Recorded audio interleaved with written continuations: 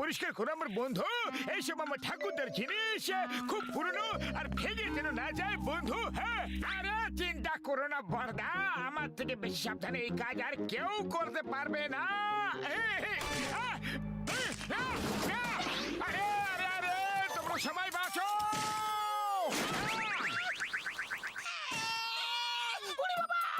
আমার তো কোমরটা ভেঙে গেল। এই মোটু যেখানে যেখানে যায় সেখানে কিছু না কিছু গন্ডগোল অবশ্যই হয়।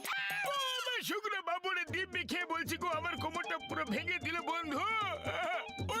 আমি চিৎকার করে বলছিলাম নিজেকে বাঁচাও বাঁচাও। এবার যদি তোমরা না বাঁচতে পারো তাহলে কি এতে আমার ভুল? এটা কি? এটা তো মোবাইল ফোন বলে মনে হচ্ছে। বর্ষা, তোমার ঠাকুরদার আমলে তো মোবাইল ফোন ছিলই না, তাহলে এটা তোমার ঠাকুরদার জিনিসের মধ্যে এলো কিভাবে? আরে এটা ওনারই ইনভেনশন হবে হয়তো, উনি নিজেই খোঁজ করেছেন হয়তো। আরে ভাই, উনি সময়ের থেকে এগিয়ে ভাবতেন। হ্যাঁ বর্ষা, আমি কি এটা নিয়ে যেতে পারি? আমি এটা দিয়ে ফটো তুলবো। ঠিক আছে ভাই, নিয়ে যাও, কিন্তু একটা শর্ত আছে, তুমি এক্ষুনি এখান থেকে চলে যাও। আমি এবং ঘোষিটা রাম বাকি কাজ করে নেব। হ্যাঁ চলো পাতলু, দিয়ে ফটো তুলি। ডক্টর ছটকার স্টোররুম থেকে খুব ভালো একটা ফটো ফোন পেয়ে গেলাম পাতলু। আরে তুমি ভালো ফোন তো পেয়ে গেছো, কিন্তু একটা ফটো তো তুলে দেখো। আরে বক্সর দাদা, কার তো একদম নতুন লাগছে। এসো একটা ফটো তুলে দি।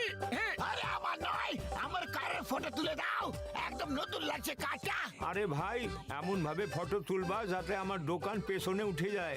আমার জিপটা কি ক্ষতি করলা? ওর ফটো তো তুলো তোমরা। অ্যাঙ্গেল ঠিকভাবে নিও।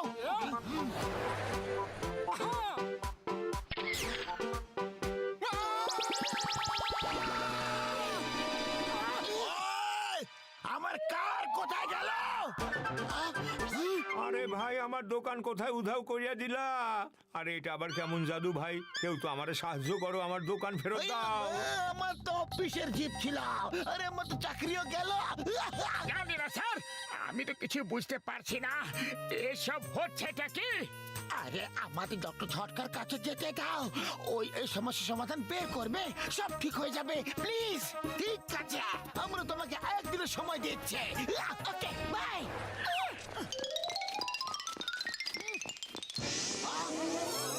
যদি এই ফোন আমি পেয়ে যাই তাহলে গোটা ফুরফুরি নগরের ওপরে আমি রাজত্ব করবো। কিছু একটা করা যাক, কোন বুদ্ধি লাগানো যাক, আমার শয়তানি মাথার তুফানি আইডিয়া।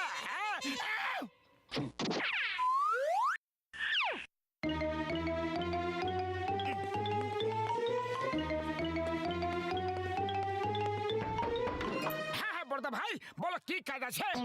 আমি মোবাইল কোম্পানি থেকে এসেছি, শুনেছি তোমার বাড়িতে তিনটে মোবাইল ফোন আছে, আর তোমরা দুটো ফোনের বিল শুধু দাও, তৃতীয় ফোন এই মুহূর্তে রেজিস্ট্রেশন করো। কিন্তু তৃতীয় ফোন তো এখন আমরা পাইনি, আর আমরা কোনো কলও করিনি। কল করো আর না করো, ফোনের রেকর্ড তো মেনটেন করতেই হবে। ওই ফোনটা আমাকে দেখাও এখনই এই মুহূর্তে, নাহলে খুব বড় মাপের পেনাল্টি দিতে হবে। আচ্ছা, তাহলে তাহলে এই চতুর্থ ফোনটা, কিন্তু এখানে তো কোনো ফোনই নেই। আরে কোথায় গেল, কোথায় গেল? নিশ্চয় ওটা জনি ছিল, ছোটও ছিল, মোটাও ছিল, আর ওর গোফও ছিল। জন, জন, আরে কোথায় গেল জন? কোথায় আছে জন? খুঁজে বেরিও না, আমি তো এখানেই আছি। চলো ফটো তুলে নাও।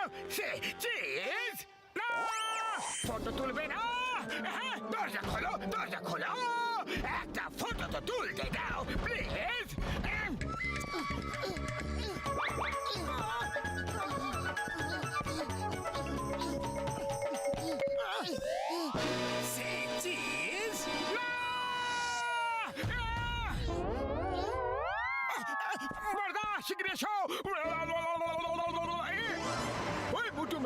বন্ধু আমরা তো এখানে এসে গেছি তুমি চিমনি দিয়ে চটপট এখানে চলে এসো জনকে আশেপাশে কোথাও দেখতে পাচ্ছি না হ্যাঁ ভাই চলে এসো ওকে বর্দা আমরা এখনই আসছি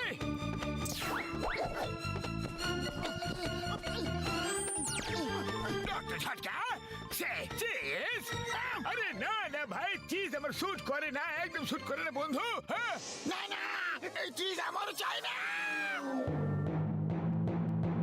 ও আমার শুকনো পাপড়ি দিবি গো ও মা গো হ্যাঁ হ্যাঁ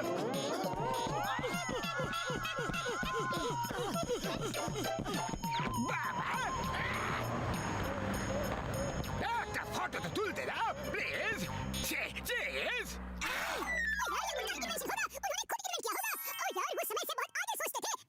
এই জন মনে হয় তুমি ভুলে গেছো চিংগামের কপ্পর থেকে বাঁচা ইম্পসিবল চলো এক্ষুনি ওকে দেখাচ্ছি মজা কোথাও যাবার কোনো দরকার নেই তোমার সেবক জন তোমার সেবা করার জন্য নিজে হাজির সে চিজ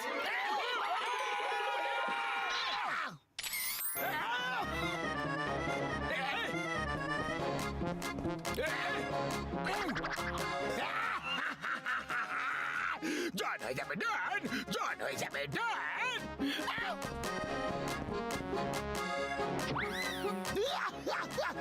আমার পুলিশ স্টেশন উদাও হয়ে গেছে ওই মারে খালি পেটে আমার মাথা একদম কাজ করে না পাতলু কিছু একটা ভাবো আইডিয়া ডক্টর ঝটকা তুমি আমাদের মতো দেখতে রোবট তৈরি করে দাও ব্যাস আমাদের কাজ হয়ে যাবে আরে ভাই এটা তো আমার বা হাতের খেলা এখনই দেখাচ্ছি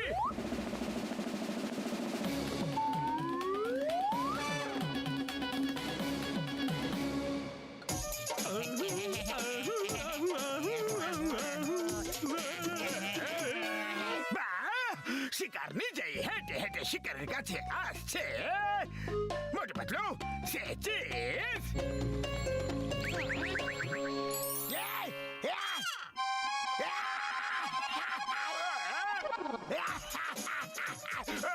বল্লে বল্লে বল্লে বল্লে বল্লে বল্লে বল্লে বল্লে বল্লে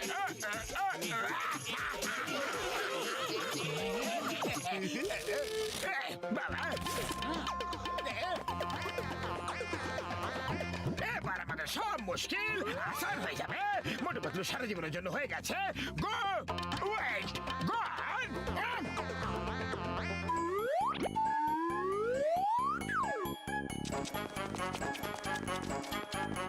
এবার আমি মোটু পাতলু ফটো তুলে খুব ভালো করে অ্যালবামে সাজিয়ে রাখবো অ্যালবামে তো আমরা তোমাকে সাজিয়ে রাখবো সে চিজ এটা কি তোমরা দুজন তো উধাও হয়ে গিয়েছিলে তাহলে আমার পিছনে কিভাবে চলে এলে আরে ওটা তো আমাদের রোবট ছিল এবার উধা হওয়ার পালা তোমার সে চিজ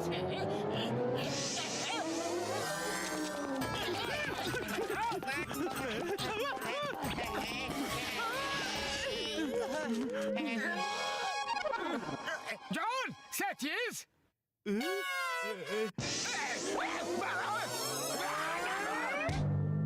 আরে আরে অনেক হয়েছে এবার কোনো চিজ ফিজ কিছু নাই মোটু তুমি তো এবার গেলে